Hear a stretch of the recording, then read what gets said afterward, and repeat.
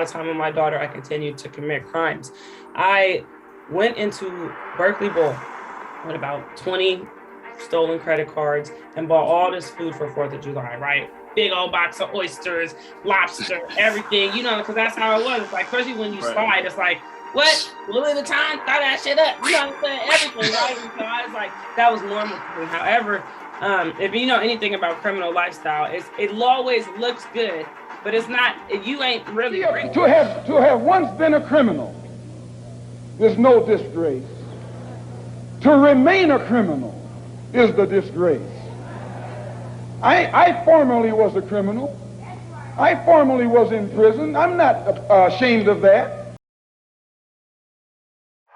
The kick in moment, I don't know, something like that, where you come to the realization that it's time to give up the foolish shit, right? The buffoonery that we've been putting ourselves through and our family through. Can you recall that moment that you came to the realization that you made the conscious decision to stop all the foolishness and chasing after a fucking jail sentence or whatever we was chasing after and become the person that I know right now that's kicking ass and winning out here? My story is so, okay, I could tell you, I'm gonna try to give it to you in 5 minutes. Okay, so everything. Yes, I fucking remember. And I'll say the most beautiful day, right, of my life. So this is how it went. I am someone who started committing fraud when I was 17 years old. Every other year or so, I would catch a felony. By the time I was about 27, 28, I had 6 different felonies from 6 different counties. I used to get a little bit of time. They was now starting to give me a lot of time. When I did the 8 months, it was actually a 3-year sentence, right? But of course, because of all the, changes, I only had to do so much time with my back credits. However, I acknowledge they was about to get you 3 years.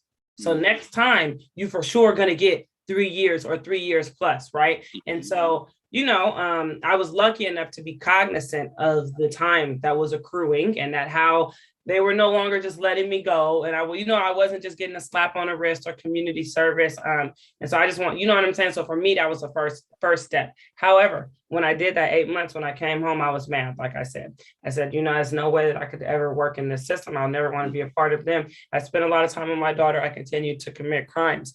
I went into Berkeley Bowl with about 20 stolen credit cards and bought all this food for 4th of July, right? Big old box of oysters, lobster, everything, because that's how it was. It's like, especially when you slide, it's like, what? Little at a time, throw that shit up. You know what I'm saying? Everything, right? And so I was like, that was normal for me. However, if you know anything about criminal lifestyle, it always looks good, but it's not, you ain't really rich. I mean, you still have to pay for life. You know what I'm saying? And like, honestly, to be reality, I had a lot of things. And yes, I supported myself and my daughter, but I'm doing much better now. Like, honestly, much better now. And that said, I went and swiped for all this shit. And at this point, I would say my morals and my integrity, I didn't have any anymore. After like 12 years of committing crimes and doing foul shit to people and feeling like shit, I didn't have no moral or integrity. So I put some steak and shrimp in my purse, right? Okay. I walk out the store after I swiped for the stuff and they say, hey, give us that. I'm thinking, oh my God, they know that I swiped. They're like, no, we want that $50 worth of shit in your purse. I'm like, oh my gosh, right? So I'm feeling lucky, but I'm also feeling like, whoa, like you still about to get arrested because you have 6 felonies, Shani. There's no way to get around this. And sure enough, Alameda said, even though it's only $50, normally, if you weren't someone on felony probation for commercial burglary, we wouldn't take you to jail. We'll cite you out, but we have to take you to jail. So I did what I had to do to get rid of all of those cards on my person. Yes. And luckily, I only went to jail for the $50 theft, right? And so I have this felony probation hold for fucking $50. And so I'm thinking, in my mind, I think, what are they gonna say in the streets, bitch? When they find out you went to jail for stealing $50 worth, that's why I like you supposed to be the swiping queen. And here you are stealing square shit. You doing the same shit that the people you think you're so much better than, right? Those type of criminals, we all have this idea. Well, I know I had an idea of like what caliber of criminal I was. And that said, I went to jail, right? And it was like, Berkeley downtown jail, being with someone who was kicking, I don't know, heroin, crystal methamphetamine, not knocking it, but it was intense, right? It was intense. Me and this person in the room. I go to Alameda County and I will never forget knowing that I had 2 court dates at once. I had to go to Superior Court for the felony probation hold and misdemeanor court. First time I had ever seen a misdemeanor court in my entire life. They take me to the misdemeanor court. This one time they take me to a room by myself. If anybody here is listening, if you go to jail and you know what the bullpen is, you know that you're never by yourself. You know that that's racket. So you can't really think. You can't really properly think about the fact that you're about to go into court and this is your life on hand. So this is the one time in my life I'm in a room by myself. I'm thinking this is crazy. So now I'm just sitting there thinking, I'm praying. I'm like, I don't know if I'm gonna be able to go home, but I want to go home. So I'm like, Lord, just please, if you get me home. I had made up my mind in jail, sitting on my bunk talking to this lady, was telling me to only see black. This is the truth. This is like, I know it's so elongated, but it's really how it all came to be. And she was like, shut your eyes and look into the blackness. Don't look into the whiteness. I'm like, that's right. Right. I'm like, that sounds good. Right. So I'm like, I quit. I quit grinding. I swear I'm gonna go ahead and just do what God has for me. And I went into the misdemeanor court. The public defender, of course, came in and said, there's no way you're going home today, but at least we'll try and get one case handled. I said, I know that's what you think, but I need you to get me home today, bro. Let's talk about him. Came back the second time.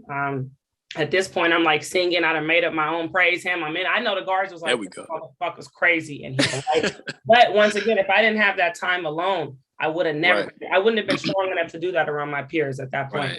And he came back the second time. He said, okay, well, you're still not going home, but we're going to call the felony court and see what we could do and see if we can at least get one of the cases handled. And then you go to felony court later. Came back the third time. He said, you're going home today. Your felony probation is dropped. You'll be on misdemeanor probation.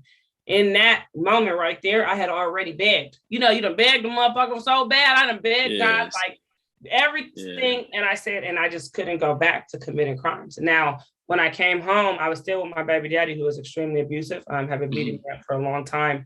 And I said, and of course, he was living off of the money that I was making also. Right. And I said, hey, I'm about to quit grinding and I'm about to just get a job and go back to school. And I swear, I don't know fucking who took over his body, but he said, that's all I've ever been waiting for you to do. And I was like, exactly what I needed in that moment. And it wasn't easy. Like I still was attached to having things that I couldn't afford, stealing in general. I was attached to committing crimes because that was just what not even say committing crimes, but basically that's the word for it. But like I was attached to that shit. And so it took a little while for me to kind of kick that behavior out of my system. But yeah, after I got out of jail, 2 days later, I got a job. I worked at Betty's Diner. I got a question for you. We're going to talk about that. I told you it'll take 50 years. No. Because I want to talk about what you're about to say. I'm going to lead you into it. But prior to that, you said a whole bunch. You said a lot of good stuff. I need people to hear this, right? I don't know if people really realize what you said, but I'm just going to say it this way. You talked about your prayer, your perseverance, your dedication, your talking to God and asking me. God say, come to me, ask me, right? And you did that, and you stayed the course.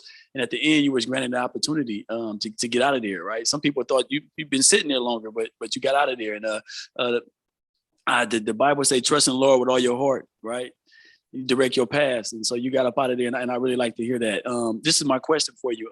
After being released from incarceration, because we're going to talk about that, the last time, was it hard for you to land a job or to get into school? And if so, how did you stay focused instead of going back to what you already knew? I'm a slow stepper. So it's like I did it, but I was like, okay, just try it. Just try this because something else isn't working. I was lucky enough. I went on Craigslist. I always knew how to wait tables. That was my only job skill, Mm-hmm. And so I got a job like 2 days later. And they said, do you have anything to hide? I said, no, sure. Nothing to hide. How the fuck do you know if I do anyway? And so I started working, like I said, at Betty's Diner. And with school, it was difficult. What was difficult was not per se school for me. I'd always been academically inclined. It was more so that I couldn't get any money and I had to pay for my own school and I had quit grinding and I had a child. So it was some financial barriers, but Dr. Cherry from Laney, she found me at my job. I had went to school for 1 semester after I had been out for about like 7 months, and I couldn't go to next semester because I just couldn't afford it. And she came and she saw me in my job. I don't even know how she found me. And she was like, talked to me, asked me if I was coming back to school, and she brought me a check the next time she came. And youth mention God. I don't get to talk about God too much because, especially working with youth, Right. you don't know where people is at. But if Right. I could be honest, it would not be without the many miracles. People was Absolutely. and me being able to take advantage of them. Everybody got the miracles in their life. Is you willing to acknowledge that it's there for you? Right. Most definitely. No doubt about it. Yeah, you're right. It depends on where you are. You can only say so much. I know it's kind of some people that's in the church be like, I don't hear that. You say what you say, whatever. But there's a time and a place. I haven't never shared this with anybody. All the interviews I've been through, only one person know this outside of you now. I'm about to tell you and all the audience today. My wife know this, but I start off every show. I do a quote from the Bible. Every time. I don't tell nobody what it is. I just say something that's came from the Bible. And that's what I start off today. I don't know if you recall when I talked about seed being sown on different type of ground. That's right from Mark 20, right? But, I don't come out and say, hey, this is a verse from Mark 20, Mark 4:20 or something like that. I just say something subtle and people might start saying it themselves. And at some point they realize they quote in the Bible. And, I let God do his work. So just plant the seed. So, no, you're right. You don't get to always do that. But on this show, we get down. All right. So listen, can you take the time out to speak directly to that person that grew up like us, right? That went through the struggles, had all these different things happen to them in their life, and they see more negative than positive things, right? Right at this current moment, that person made mistakes, and at this very moment, they feel like life is over. What is the one piece of advice that you would give them to help them be able to recover, pull through, and strive? Have faith. Have faith in what you believe in. There is only one time when this life is going to be over, and it does not serve you to live every day like it's your last. It actually serves you to live every day like you are building something. To my young Black and brown little brothers and sisters, you are totally valuable. Just because it looked this way and people have been telling us that this is a way that it's looked and it'll be this way forever, that's not true. It's only been this way for maybe a couple hundred years. And that sounds crazy to a human being, but in the gist of history and the world, you have to know that the whole world looks this way because of what we've contributed, and really have faith. And meaning that I encourage you to believe in yourself. And if the moment you don't want to believe in yourself, I want you to ask yourself what else you should believe in.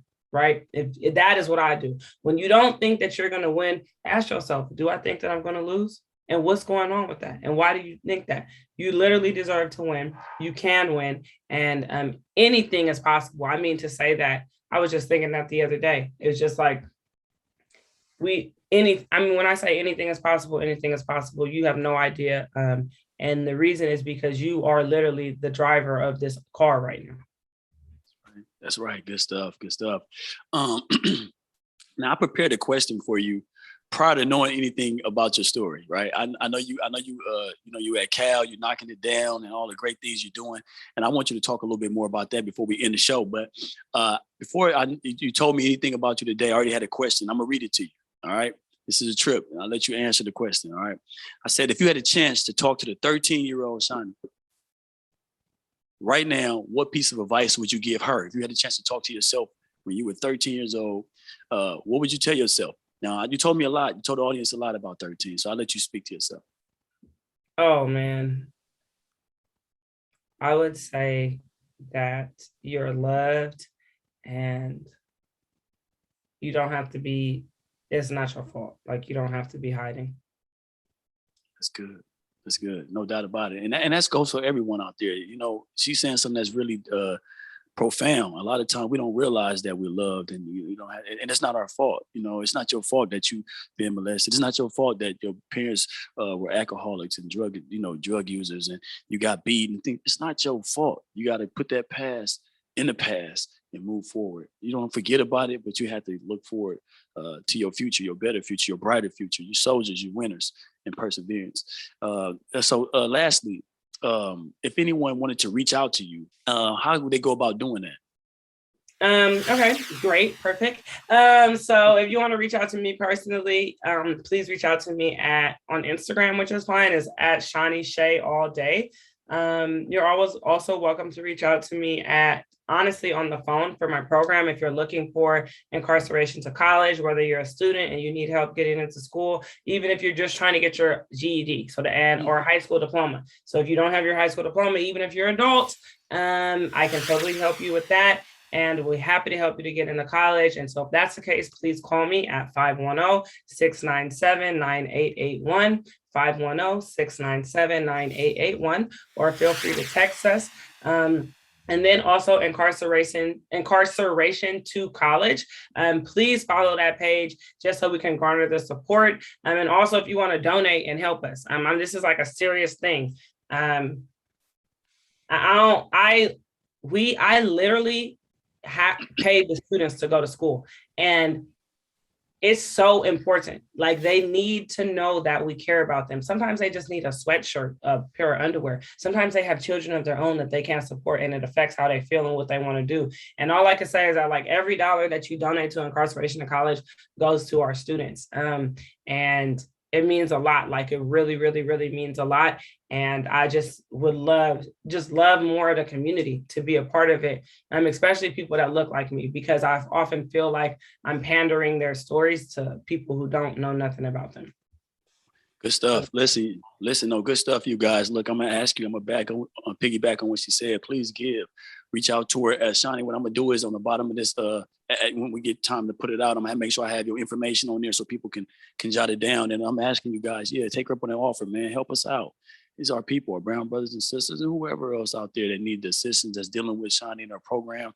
You just don't know how much, just a little bit that you give can help somebody keep going. And so, please do that. And Shani, I don't know if you talked about it and maybe I missed it. I was excited. But what have you did at Berkeley? What have you accomplished up there at Cal? Well, in the short time I've been here, just to say, for me personally, I'm a magna cum laude, which means I'll graduate in the top 10 percentile of my class, if not the top even higher percentile. Yes, thank you very much. I have conducted research. So I have research about the methods of teaching incarcerated students and what are the best ways to actually motivate them and to sustain their aspirations that they already have. That's been really huge for me. I started incarceration to college at UC Berkeley with the Berkeley Underground Scholars, and I am a Vive Clark Scholar. There's like all these little, things. I have this award behind me from the senator, from Nancy Skinner. At Cal, I've been like, I will say, I don't want to say it's not a force to be reckoned with.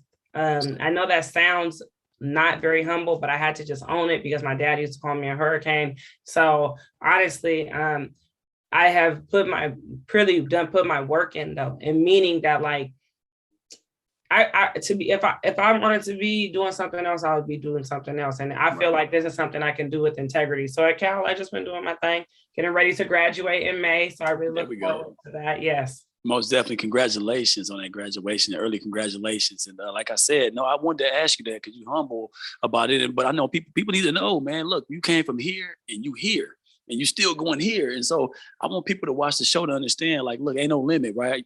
In the past, we heard people say sky is the limit.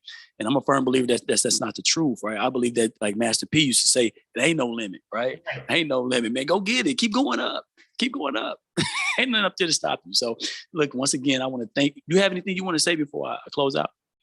Thank you for this show. I love the background. I love the vibe. This is so important. I think that, I don't know how to say it. All the people that have been in jail, if they stopped incarceration today, this show would still have about 100 years of content to go. No, for real. And it is extremely important to change the narrative. Within our community, we know, it's not even we see the change. We know that we're all human beings. So we know that we're capable. And we also know that there's tons of people that don't get arrested, right?